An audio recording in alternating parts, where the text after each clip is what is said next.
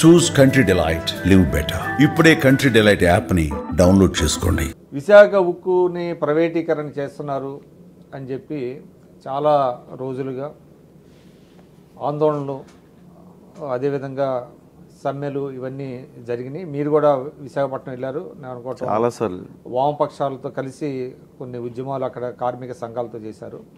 ఇప్పుడు ఒక ప్యాకేజీ ప్రకటించారు.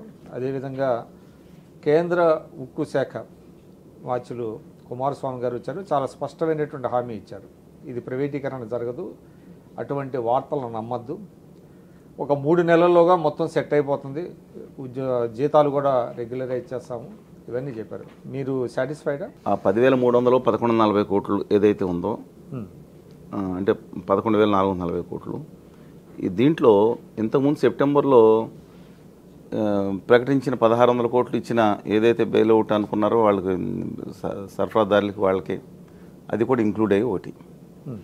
దీంట్లో 1140 కోట్ల రూపాయలు 7% ఏదైతే మెచ్యూరిటీ రేట్ మీద ప్రిఫరెన్షియల్ షేర్ క్యాపిటల్ కింద పెట్టి మిగతా బ్యాలెన్స్ క్యాపిటల్ పెట్టారు.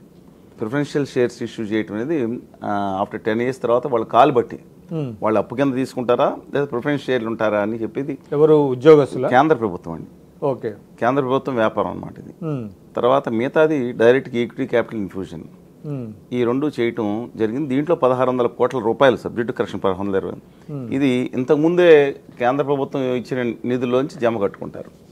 ఈ బ్యాలెన్స్ ఇప్పుడు జీతాలండి సెప్టెంబర్లోనేమో 35%, అక్టోబర్కి ఇప్పుడు అంటే ఈ గత 4 నెలల నుంచి డిసెంబర్లో 100% జీతాలు రాలేదు. అంటే 4-5 నెలల నుంచి జీతాలు ఇంకా పెండింగ్ ఉన్న ఇది వాస్తవం వాళ్ళ దాంట్లో.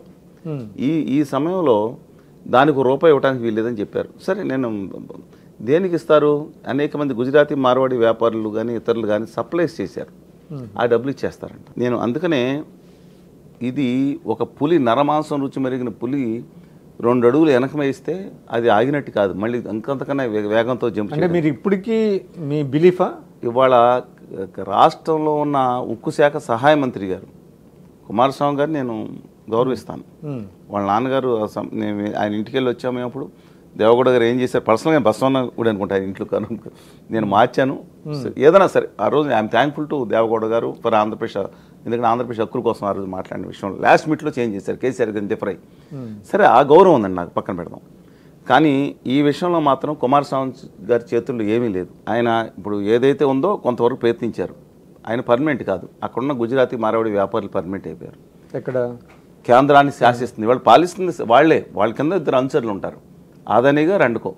ఇవాళ ఎప్పుడైతే విశాఖపట్నం స్టీల్ ప్లాంట్ మీద కనపడిందో ఈ విధమైన ఏర్పాట్లు చేస్తున్నారు. ఏం ఉందని ఆంధ్రాతో లేదా విశాఖతో అనుబంధం ఉందని ఆదిలాబాద్లో ఉద్యమాలు సాగినాయి. జగిత్యాల సాయిరెడ్డి అని చనిపోయాడు. గుప్తా గారు అంటే వరంగల్లో క్షతగాతులు ఎలా అయ్యారు, ఆ ఎంత త్యాగాలతో ఏర్పడింది గురించి మాట్లాడే అది ఇక్కడ నేను ముందర తెలంగాణ ఆంధ్రుల హక్కు అని మనం మాట్లాడతాం కదా. అందుకని నేను ఆదిలాబాద్ నుంచి వరంగల్ నుంచి కర్నూలు, అనంతపురం నుంచి వస్తున్నాను తాడికొండ నియోజకవర్గానికి. అక్కడి నుంచి ఒక అమృతరావు గారి దీక్షతో, ఆహ్వాన దీక్షతో రైల్వే జోన్ కోసం ఆ టైంలో పైన అమృతరావు గారి ప్రాంగణం అని పెట్టామండి. ఇమ్మినెంట్ అంటారా? ఇది తప్పదు, నేను చెప్పాను, నరమాంసం రుచిపైన పురిగి 2 అడుగులు వెనక్కేస్తే దీన్ని పిచ్చుకోకని ముద్రేయడానికి చేసిన చర్యగా భావించాలి. ఎందుకంటానంటే ఫస్ట్ అండ్ ఫార్మోస్ట్ చేయాల్సింది, దయచేసి అందరూ ఆలోచించాల్సింది, ఇది టెంపరీ కాదు. మనం అడుగుతుంది, మేము కానీ అక్కడ కానీ అడిగింది, దానికి పూర్తి స్థాయిలో 2 mines, coal and iron ore mines కేటాయిస్తే స్టీల్ రేట్స్ వాళ్ళు చాలా కాంపిటేటివ్, అంటే చాలా పోటీని ఎదుర్కొంటున్నాయి, మాంద్యాన్ని ఎదుర్కొంటున్నాయి. ఈ నేపథ్యంలో మనకి కొన్ని ప్రైవేట్ కంపెనీలకు వచ్చే పిట్రేట్ ప్లాంట్స్లో వచ్చే దానికి మనం విశాఖపట్నం స్టీల్ ప్లాంట్లో కొనుక్కున్న దానికి దాదాపు, అంటే ఇప్పుడు మనం 7,000, 6,000, 8,000 పడుతుందండి దానికి.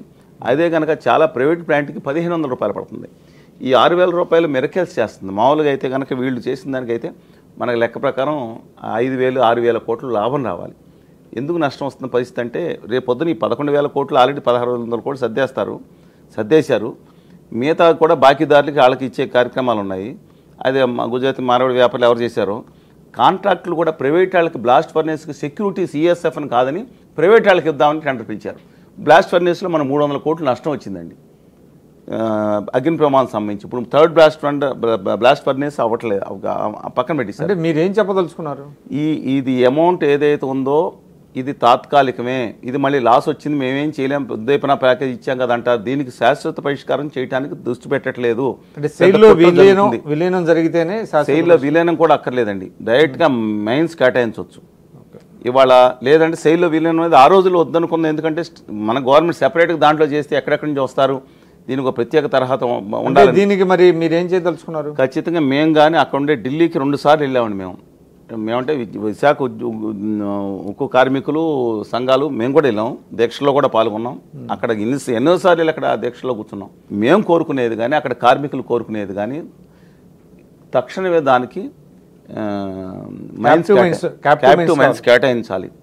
రెండో విషయం ఏంటంటే దానికి వాళ్ళ కుమారస్వామి గారు నిన్న 26,000 అన్నారు, వాళ్ళ కుమారస్వామి గారు నిన్న వచ్చి 35,000 కోట్ల అప్పులు చేరుకుందన్నారు.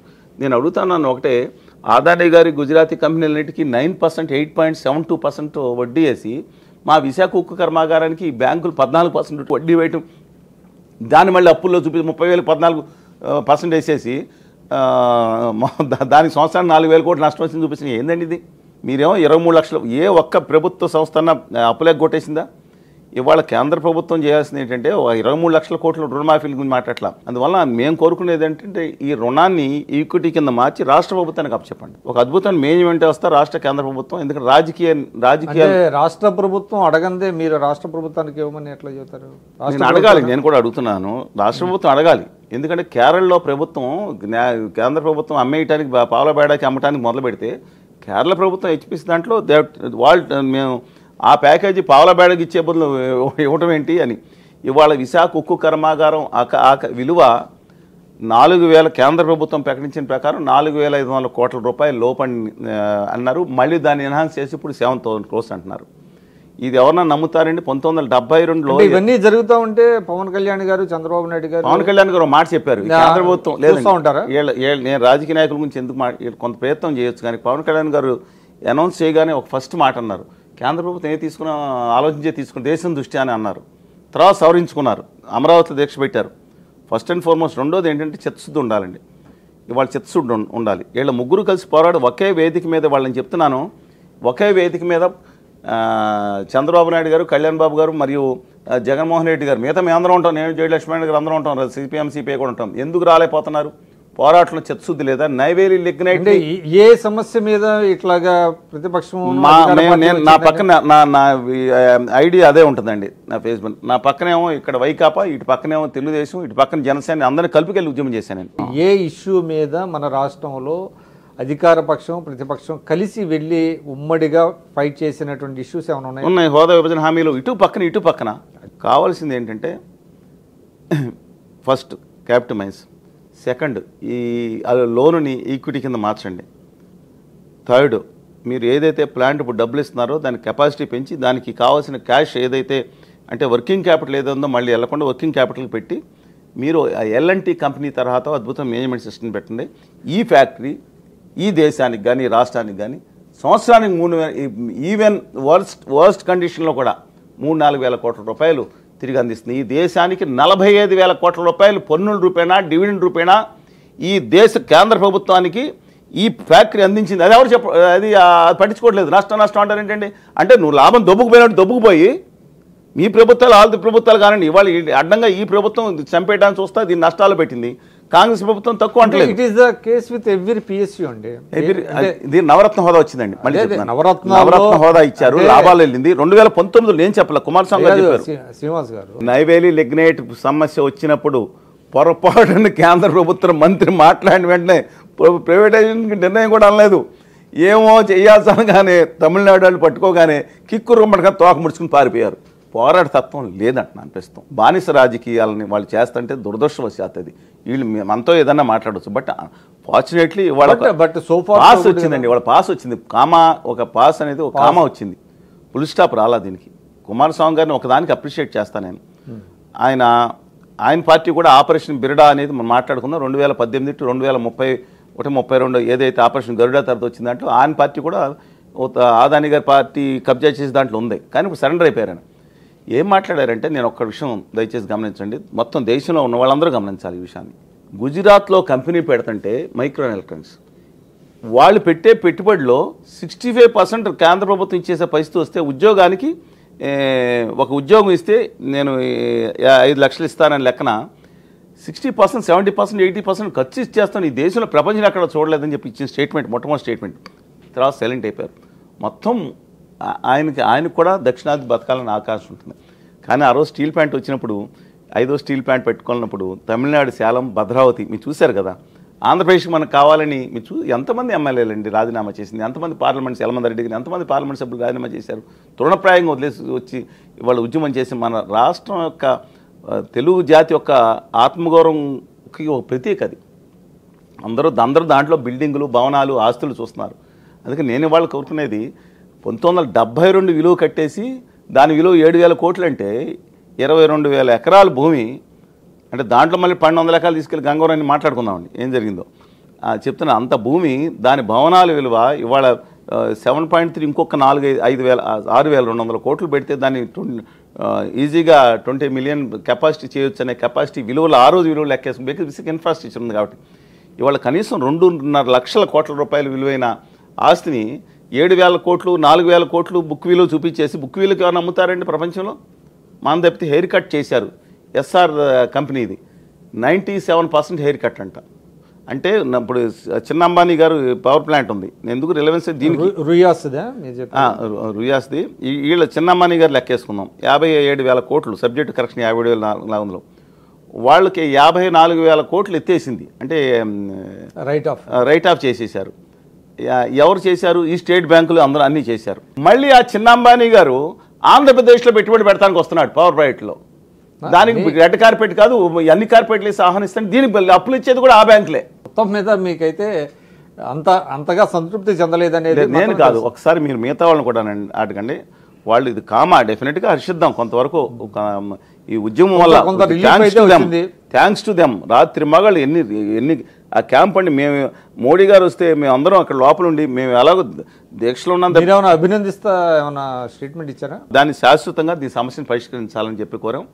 కానీ నా ఉద్దేశం ప్రకారం విశాఖపట్నం మీద ద 10th లార్జెస్ట్ జిఎస్డిపి ఉన్న సిటీ ఇన్ ఇండియా. చాలా స్టేట్స్ ఈ 10th లిస్ట్లో లేవండి, స్టేట్సే లేవు, ఎత్తిపోయినాయి. పంజాబ్ అనేక స్టేట్లు లేవు, అసలు మధ్యప్రదేశ్ ఉండదు. ఈ దేశంలో 10వ అతిపెద్ద జిఎస్డిపి ఉన్న సిటీ విశాఖపట్నం, దాని మీద కనిపడింది. అందుకని రాయ్పూర్ హెవీ చూస్తున్నాం కదా ఏం జరుగుతుంది. అందువల్ల దీన్ని కాపాడుకోవాలంటే ఇంకోటి కూడా చెప్తున్నానండి, అవుట్ ఆఫ్ సబ్జెక్ట్ కాదు, కన్సర్న్ కంటెస్టే చెప్తున్నాను. దీన్ని కాపాడుకుని దీనికి మైన్స్ కాకుండా ఆ మార్వాడి గారి కంపెనీ అని ఒకటి పెట్టారు, మిత్తల్ కంపెనీ అని. ఆ మిత్తల్ గారి కోసం ప్రభుత్వాలండి మైన్స్ కోసం తిరుగుతున్నారు.